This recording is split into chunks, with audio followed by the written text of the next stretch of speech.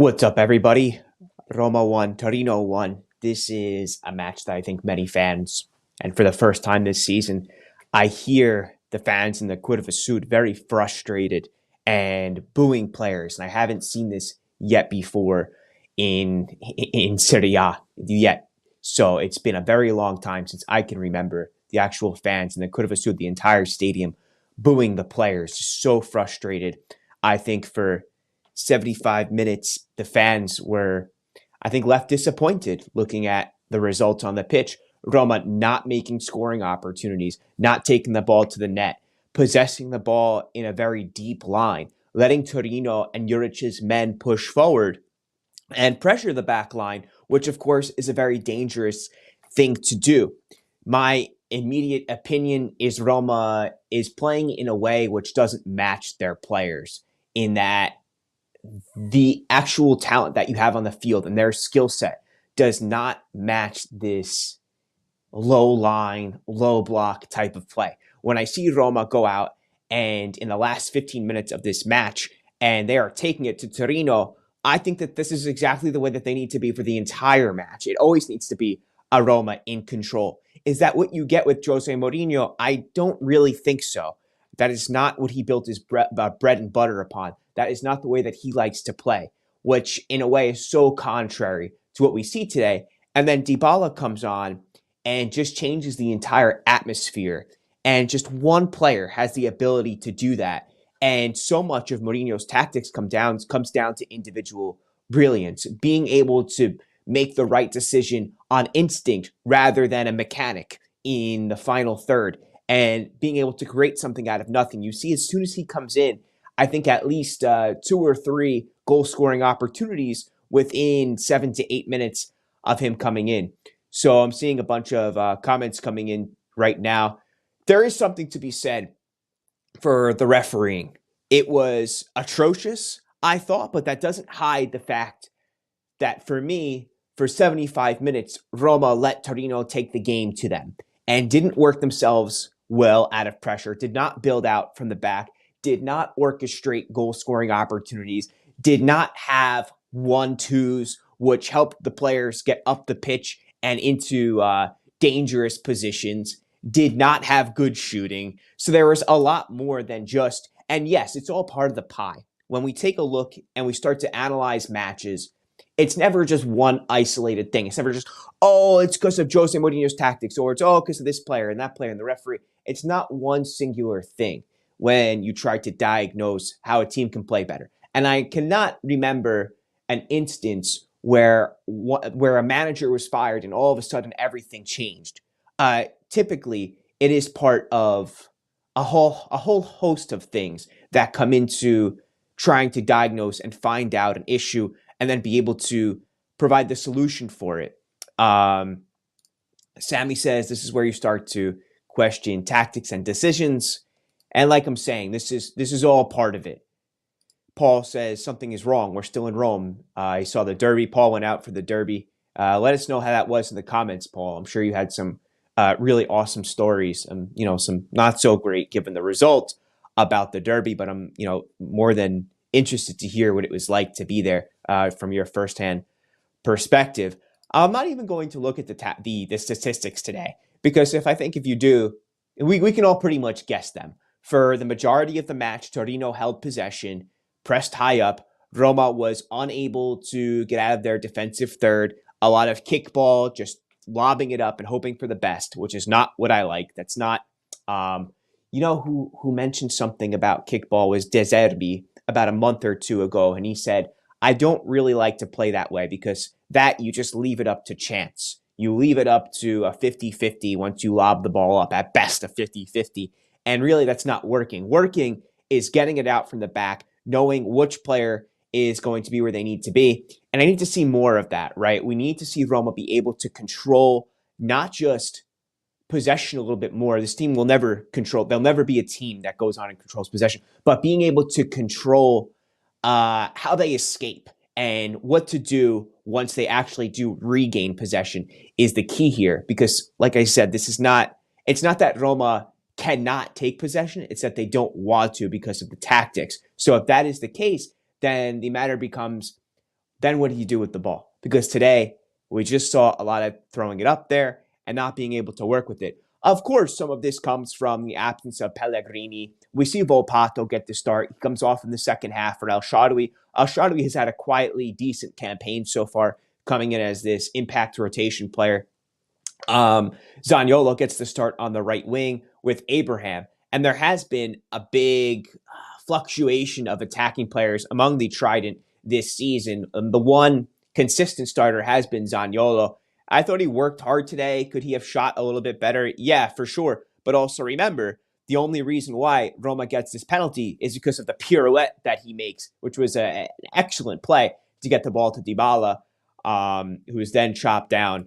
Ifani says three penalties that Roma could have had. Yeah, for sure. And Sammy says, forget about the referee and that victimhood mindset. You can score your own goals and avoid bad referees. So one thing about luck is that luck is a byproduct of you consistently being in the right place at the right time. If you keep putting balls around the net and keep testing Milinkovic-Savic, eventually something is going to go your way. And that's what you see here with the one penalty that is given. There will be ones that are missed. In football, this happens. It shouldn't happen in the era of VAR, but the reality is that it's not a perfect system, and some things will get through, will bypass, the referee's judgment there. And I think that there definitely was on that handball that Zaniolo took. I think it was him from about 20, 23 yards out. But the fact of the matter, as Sammy says here, is that the more opportunities and chances you create, the more that your luck will be implemented. We need to play better just to be able to keep Dybala for next year. Vincent says, yeah. Vincent also says Dybala should have come in for El Shaarawy at halftime. Vincent, I want to bet that it's because El Shaarawy, Dybala did not have 45 minutes in his legs. I'm sure Mourinho thought he probably has 15 minutes at best, which is why he put him on when he did. Pavi also echoes that about the penalties there. And Paul says the derby was beyond words, noise level indescribable. Yeah. It's true. If you ever get a chance to go to the derby, there is no match like it. The electricity in the Stadio Olimpico is unlike any other sporting venue that you can really imagine. Thanks, Paul. I appreciate that, man. Thank you for the support there. Roma13 says Belotti missing that penalty felt much like a summary of Roma's season thus far. It does in a way, doesn't it? Just being able to get so close, but then at the last minute, something not going into the back of the net. I'm curious as to why Belotti took this penalty. I don't know his history as penalty kick taker. I have to imagine he was the main guy, being the captain at Torino, that he took them, and he must have felt confident enough to step up to the plate. But it's unfortunate for him. He still has not gotten his goal in Serie A, and it's going to take a lot for him to, I think, get over that hump. But once he does, hopefully he can add some consistency to that goal-scoring run. He had the same look on his face that he had during the Euro when he struck the penalty. Yeah, Lazio, yeah, they've been playing pretty good. Honestly, I want to see Eldor given a chance for it. Roma says Tammy needs the bench and Belotti isn't clicking. I have to wonder what Eldor could provide if he got 2 or 3 matches in a row and we see him make the bad choice against Sassuolo. He goes in to take the shot and it goes, I think it gets deflected out when there was a better option right behind him. He could have played the square ball, and I forget who it was, would have been clearing on net. But I think that decision comes from the pressure that he has been facing, the pressure of being third in line as a striker, third in the pecking order, and then knowing that you have to go and deliver. You're not going to get the benefit of the doubt the way that Tammy Abraham does. So with some consistency as a starter and some belief behind him, what player could Eldor be? I don't know, but it is an interesting question. Nice. Where are you staying, Paul? Let us know. Francisco, ciao, brother. He says, not sure if it's brought up yet, but I'm a big fan of Kamara, the only bright side of the first half. He's got an engine in him. Yes, so Kamara makes the unique or unico scoring opportunity, that the one and only scoring chance because he retakes possession. He makes a challenge in the final third, overturns the ball, plays it quickly to Abraham. Abraham plays it down on the left to Zaniolo, and it goes about a foot over the bar. But it was a very good opportunity there. And Kamara played, I thought, decently. And like Francisco says here, that he was one of the few bright spots in the first half. And he comes off. I'm not sure why that was. I think maybe because he got a yellow card, and then Matic steps on. And of course, at this point, we're not going to criticize that substitution, are we? Vincent says Depay or Wilfried Zaha in January. Those are two players who I think could make a really, really big impact on Roma's left. If we could imagine let's say a set starting lineup of Zaniolo or even Dybala on the right, Abraham, and somebody like Zaha, is this a word, redimensions Roma? It gives them such a different look. It makes them that much more dangerous, and I think raises the level of quality. Mourinho is a manager who is so good at his plan A, but when he does not have every piece to that puzzle, then the structure breaks down a little bit. And the plan B is not there because right now Roma has been in plan B and it's not working all that well. We see it not clicking. But if you can add and raise that bar, then Roma makes a step up in their overall play. You get somebody like Zaha, who I really rate. I like him a lot. And then Depay, who I'm not so fluent in his play. I haven't watched him as much as others, but from what I have seen of him, he has the ability to score out of nowhere. He seems like a strong player on the left wing, one who makes chances for himself that I really enjoy in the short moments that I have seen him play. I'm going to jump back to the comments here. I've got a bunch coming in. Paul says, could it be too many matches in a row? Definitely plays a hand. If we look at a team like Atalanta, to bring them up again, as I always do, they lost today against Inter, but they have greatly benefited from having this extra time, being able to get their tactics exactly right, having fresh players. And when you play a demanding match the way that emotionally, or I should say mentally demanding match, the way that Gasperini and Mourinho has his players do, that extra time really pays dividends. What's up, Collins? My pleasure, man. Do you think Mourinho can turn things around for this team after the World Cup break?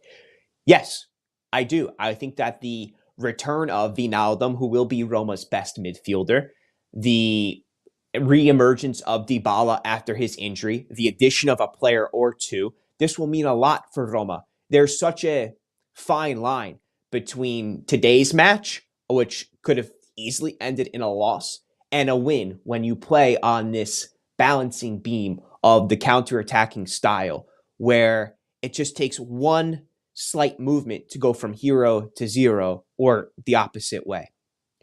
I've got a comment coming in from Pavi. Says a couple matches can change our run. Roma have a nice rest and training during this long break. As I was sitting watching the game in the last 5 minutes, I felt thinking to myself, and I said, you know what? I actually think that Roma can be one of the bright teams in 2023.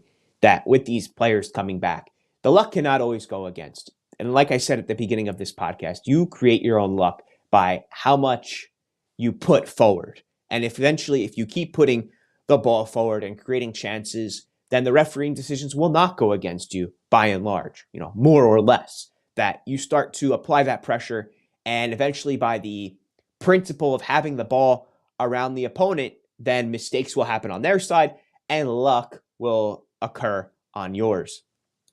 Love me so much, Kamara, Forza Roma says, but this team needs a true regista, otherwise long ball seems the default for our tactics. I wonder what a player like, there's a player that, I think his name is Esposito, who plays for Spal, who is a very good regista. He's been playing under De Rossi right now. A player like him could be very interesting. Very interesting player, what a regista would do for this team. Think about the impact that a player like Pizarro had for Spalletti back in 05-06. Could it be something like that? Depay and Mourinho are tight, like during his Manchester United days. Good call, Pavi. And then finally says, Dybala is the only creative player I trust in this team. Zaniolo gets too much wasted opportunity.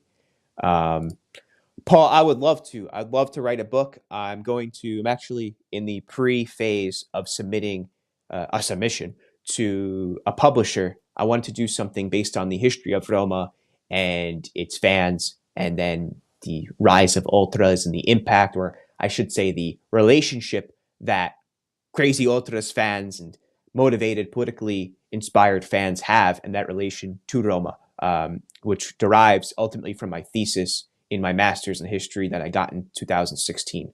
So that's something I've been working a little bit with. So maybe later today, Paul, I will get back to maybe officially submitting that submission. Vincent says it's critical that we get more quality players in January because it's not good to rely on one player like Dybala. I agree, and I think that goes back to the one thing, like I was saying, that it's you go from 0 to hero when you walk that fine line with the counter-attacking play. I'm going to check quickly here for comments coming in from Mourinho, is what I'm guessing off of Forza Roma. If my internet wanted to work with me, there we go. Okay. Headline: In this break, some players must take some time for reflection. I'm gonna put that up here. Let's get that as a banner. What did I just say? Move. During the break, some players must reflect. There we go. We're gonna get that in as a banner there. I think that's a really important one. But I'm going to get to the speaking to Dazin. I'm going to get to this right away. I'm going to translate it. He's asked what happened on the red card. He said, the red card is right. In my words to the referee, I deserve the red. I talked to him after the game and I apologize for my words, but I don't want to talk about the game and his play as a ref. It takes some humility to apologize to him for the words that I said, which I repeat, deserve the red card. But for his performance in the match, for this hypothetical influence in the development and how the match went, I leave you to make your own opinion and to speak. Then he's asked again, what didn't you like about the referee? He says, I don't want to talk about it. It's an analysis that I have to, take within myself. The match is over. The one we can win is the next one and not this one. I don't like to talk publicly about situations regarding the referee. My words to him deserved the red card, and I apologize, but I'm not going to comment on his game. And that's a very short comment we've got coming in here. So the full presser will be probably released in about 20 minutes. This is not an encouraging sign here. One of the headlines reads, avalanche of boos for Abraham. Applause to Dybala. Hear those sirens. Hope nothing happened for me outside. Tomorrow I'll be having an even bigger, not post-match, but looking a little bit more through Mourinho's comments. I'll give you a little look here. It's going to be pre-recorded. I'm going to be looking at the refereeing controversy regarding the head of the prosecutor who was just caught and convicted for drug trafficking. I also want to take a look at how much Mourinho's controversies create likes on social media. Then we're going to take a look at Roma players in the World Cup.